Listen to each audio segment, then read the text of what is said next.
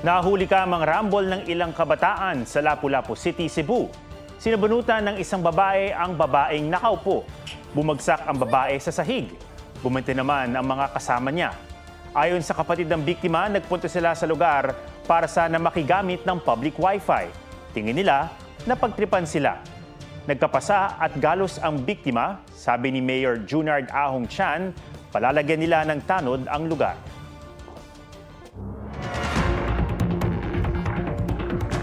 Nasunog ang isang makasaysayang gusali sa Copenhagen, Denmark. Bumagsak ang iconic na spire ng Old Stock Exchange Building habang nasusunog. Bumigay rin ang ilang bahagi ng bubong at nasunog ang ilang palapag ng gusali. Sumiklab ang sunog habang nire-renovate ang 400 taong gusali. Inaalam pa ang sanhi ng sunog.